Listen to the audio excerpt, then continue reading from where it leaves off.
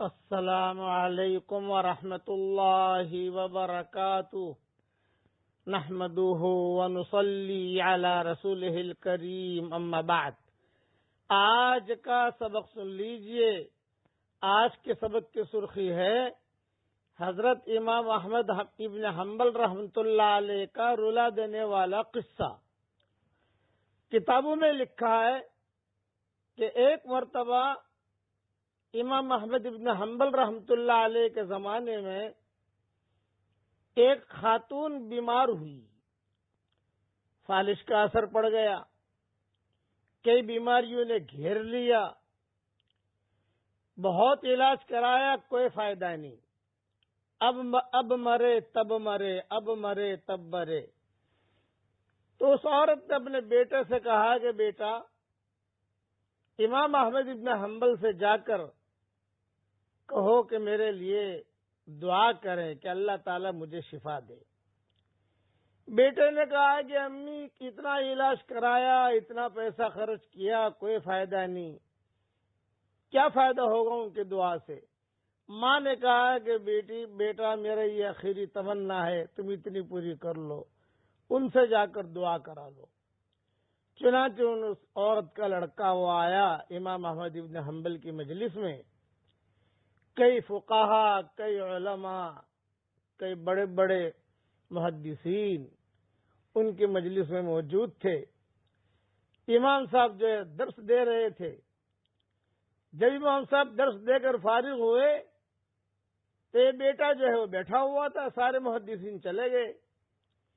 امام صاحب نے پوچھا بھی تم کیوں بیٹھے ہو، کیوں آئے ہو؟ یہ فرمایا کہ آیا ہوں، میری ماں نے بھیجا ہے، لیکن کوئی فائدہ کچھ نہیں ہے آپ کے پاس آنے کا۔ امام صاحب نے کہا بھی فائدہ نہیں ہے، پھر کیوں بیٹھے ہو؟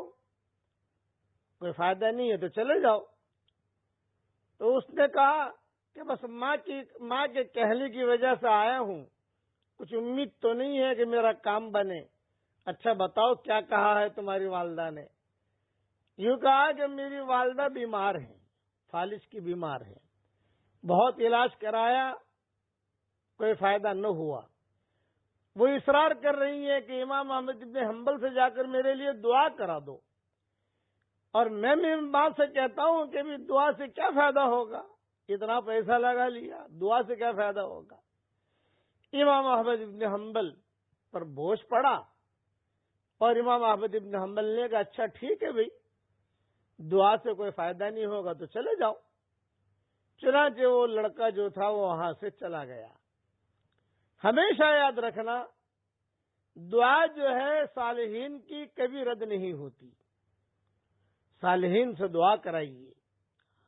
دعا میں 3 چیزیں ہیں، دعا کبھی بھی رد نہیں ہوتی، یا تو محفوظ ہو جاتی ہے یا مقبول ہو جاتی ہے۔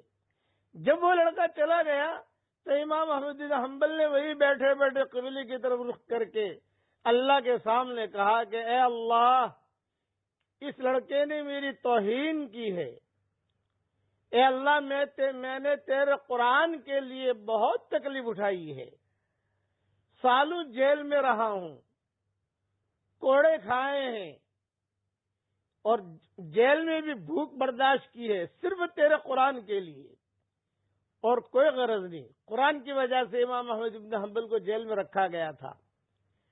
اے اللہ، تو میری لاج رکھ لینا، یہ توہین کر کے گیا ہے، اے اللہ اس کی ماں کو تو شفا دے دے۔